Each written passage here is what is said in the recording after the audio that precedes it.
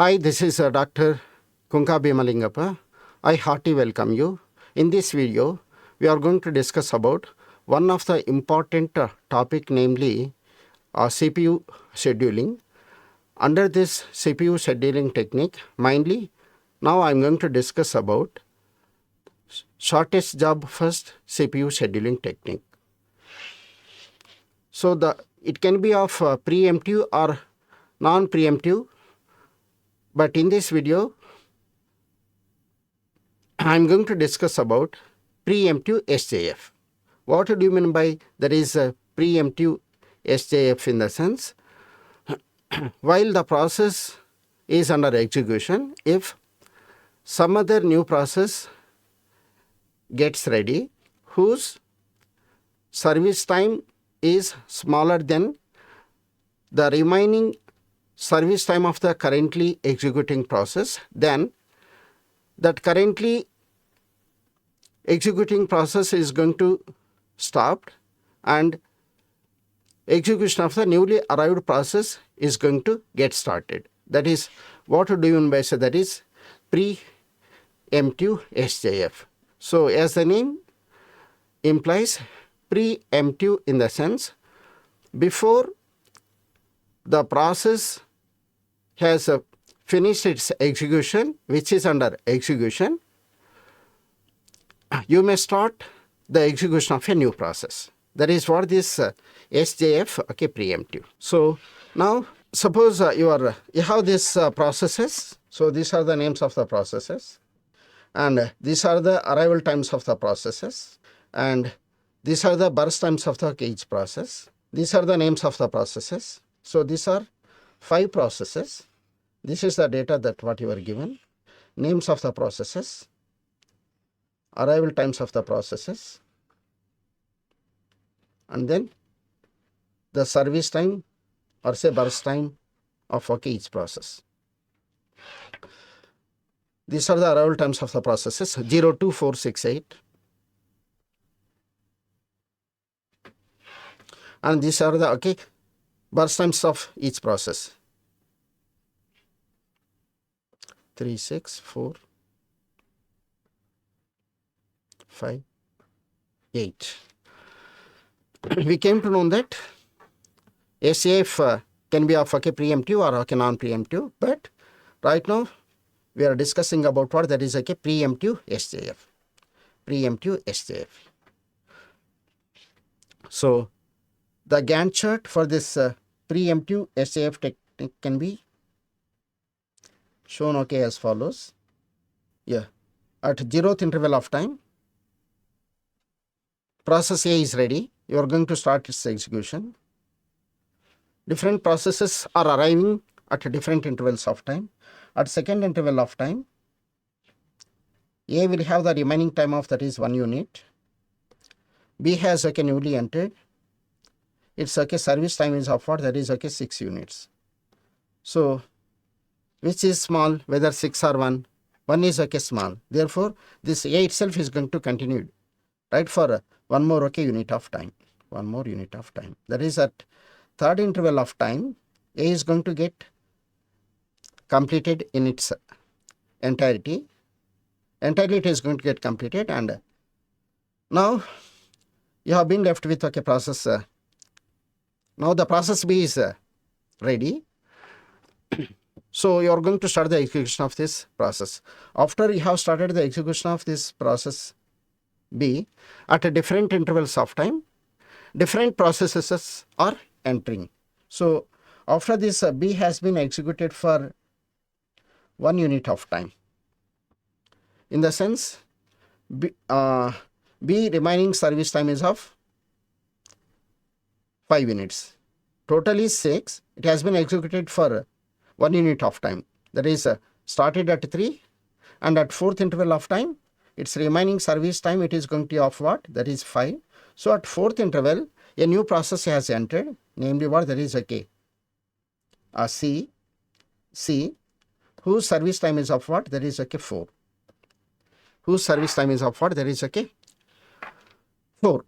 Of these two, which is small? Which is small?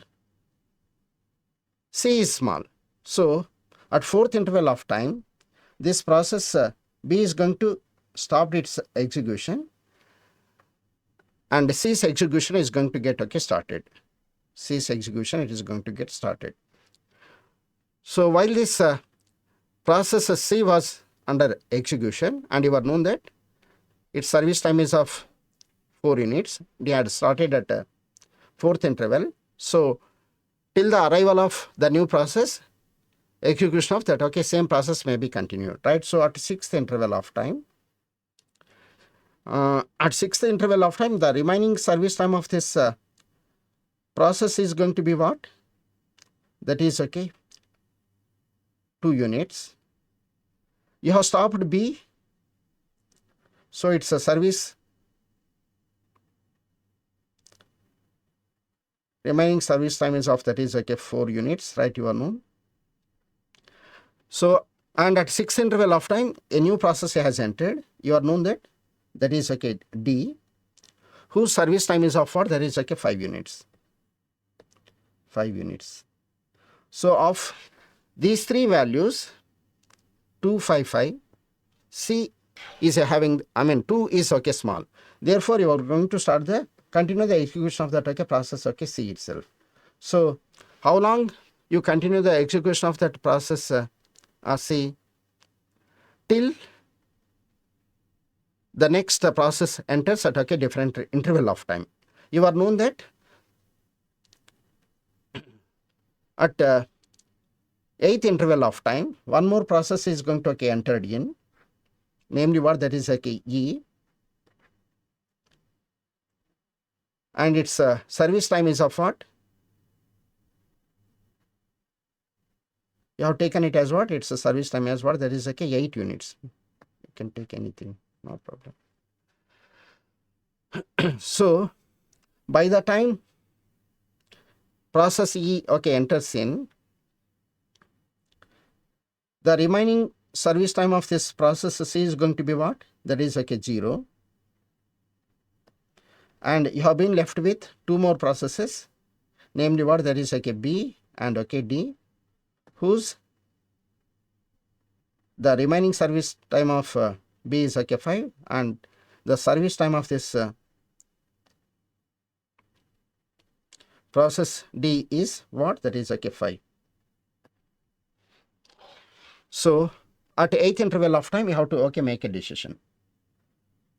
At 8th interval of time, E has entered, C has finished in its execution.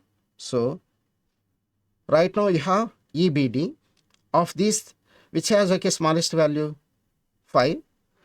5 is same for both processes B and D, and you are known that B has entered before D.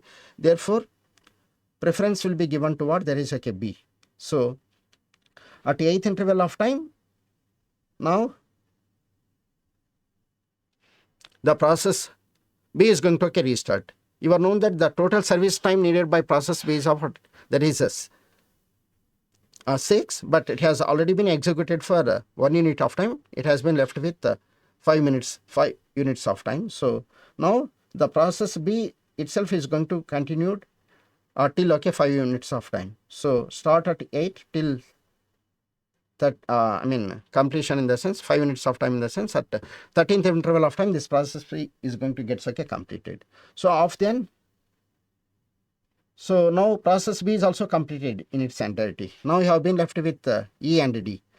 E service time is 8, D is 5. So D is going to start next. So the service time needed by this process D is of what? That is 5.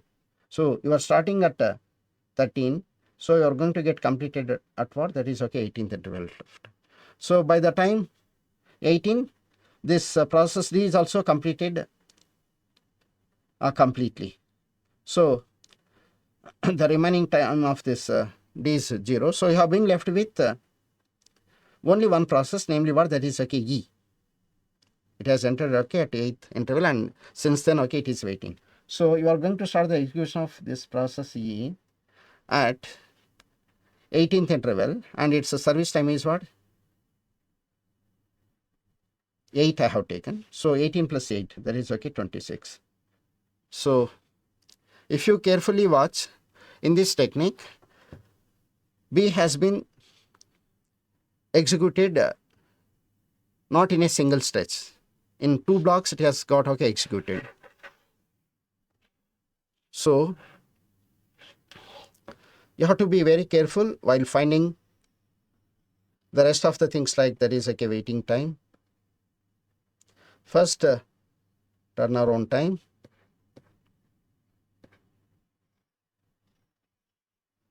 and then start time of each process. If you want to find, you can find, and then finish time. So all these things you can easily find by using this Gantt chart. Once you have drawn this chart carefully. So what is the waiting time of the process A? It has entered into queue right at 0th interval and started at 0. Service time needed is 3 and it has got executed at 3rd interval of time. Soon after it has entered, immediately it started. So the waiting time of this process A is 0 itself. And then what is the waiting time of the process B? It has entered into the queue at 2nd interval, waited till 3rd interval of time, executed partially from 3 to 4. So it has waited 2 to 3. The difference of 2 to 3 is what? 3 minus 2, that is 1. That is 1. Let me write it. 3 minus 2, that is 1, plus, and then from 4 to 8th interval also it has waited. 4 to at 4th interval C is entered, B stopped, and we have started the execution of this process C, and then after execution of this C, you started the execution of process B. So from 4 to 8 it has waited. So 4 to 8 in the sense what? That is 8 minus 4. So totally 1 plus 4, that is 5 units of time. The process B has been waited. And then coming to this process C, C has entered into queue at 4th interval, immediately started, and it is in a single block itself it has got executed. Once it is started till its completion, that same it was continued. So what is the waiting time for this process C? It is 0, right, we can say. And then process D. Process D has entered into queue at 6th interval of time. So from 6 to 13 it has waited, and then started, and then completed in single stretch itself. So the difference of 6 and 13, that is 13 minus 7, that is equals to 13 minus 6, that is 7. So process D has waited 7 units of time. And then what is the waiting time of this process E? Process E has entered into queue at 8th interval, and then it waited till 18th interval. So difference of 8 and 18 is what? 18 minus 8, that is 10. So this is the, in a single chunk or block itself, that process C has executed. So the waiting time of this process is of what? That is 10. Turnaround time in the sense what? Just by adding burst time to the waiting time of the process, you can get the turnaround time of that process. You have both the values at one place, burst time and waiting time of the processes. So turnaround time of the process A in the sense, burst time of the process A is 3 and waiting time is 0. 3 plus 0, that is 3 itself. You can somewhere note down. Turnaround time in the sense, burst time plus waiting time, or vice versa. Waiting time plus burst time. So you just need to add this. 6 plus 5, 11. 4 plus 0, 4. 5 plus 7, 12. 8 plus 10, 18. So turnaround time, randomly let us see for process D. Interval from submission to completion. So your known process D is entered into queue at 6th interval. And then it has waited what?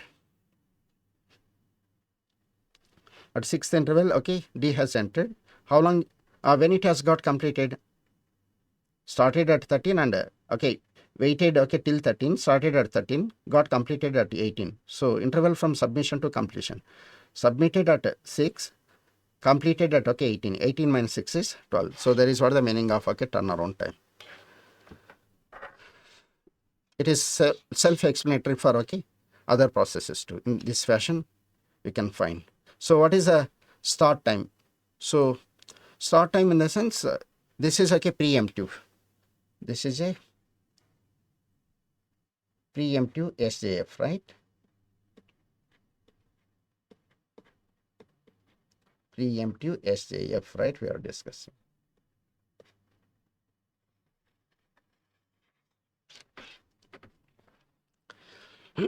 So what is the start time of the process A?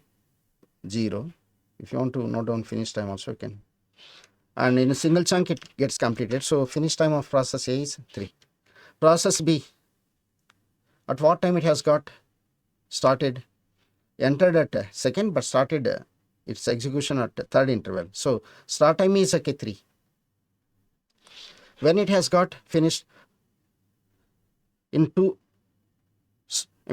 slots, it has got executed. So in the first slot, partially it has executed for 1 unit of time. In the second slot, till the completion time of its remaining service time, it has okay continued and completed its execution. So when actually this process B has got finished at okay 13th interval of time, this process B has got okay finished.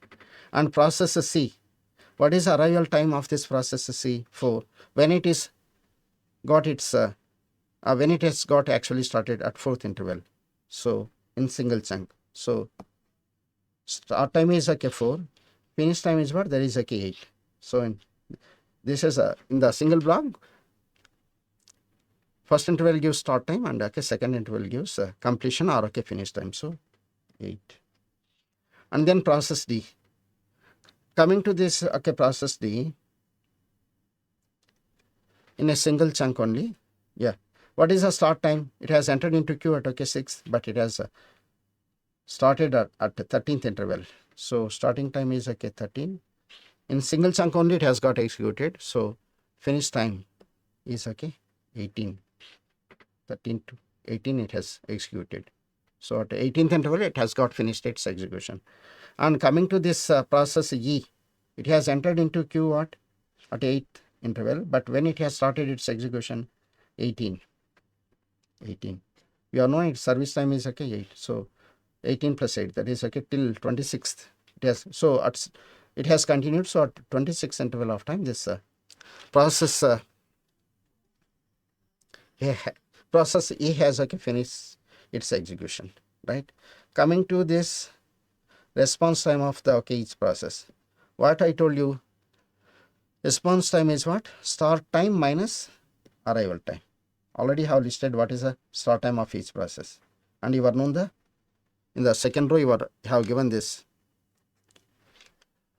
arrival time. So start time is 0, 0 minus 0, that is okay 0. So you are known A has entered at 0 and it has got its started at 0th interval itself, right? So its response time is okay 0. It has not waited, right, anymore. And coming to this okay process B, okay, response time, start time is okay 3, arrival time is 2, 3 minus 2, that is 1. In 2 chunks it has 2 slots it has executed. This is the first slot. So B has okay entered at okay second interval and it has got started at its execution at okay third interval. So difference of 3 and 2, that is 1. So process B has waited okay from 2 to 3 in order to get started. Okay, it's first response. So that is what that. So it is entered at second interval, waited at till okay 3. So the waiting time of this response time after it has entered, it has been taken by the process B is 1 unit of time. Entered at 2, started at 3. Difference is 1.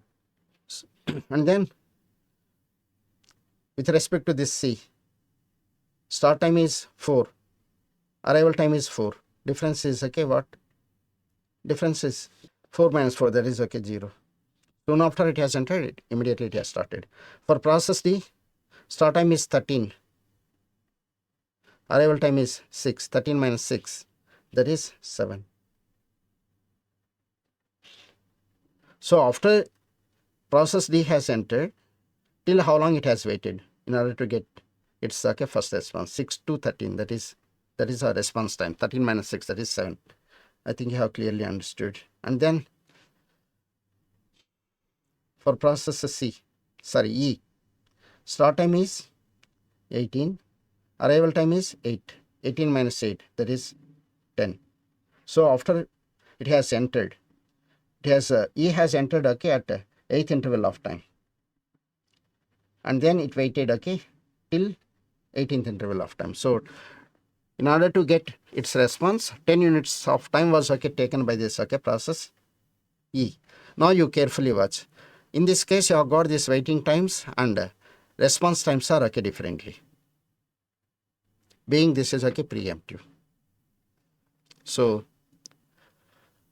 you have to be okay, very careful. In FCFS, you have got the waiting times and okay, response times values for each and okay, every processes are same. But in this case, you have got that is differently. So one thing you remember, preemptive technique in the sense, while one process is under execution, if some other process enters in whose service time is smaller than the remaining service time of the currently executing process, then you are going to start the execution of that newly entered process by stopping the current execution process. So that is the meaning of what? That is preemptive. You are going to vacate the currently executing process before its service time is completed. That is what the meaning of preemptiveness. Thank you for watching the video. Wish you a good day.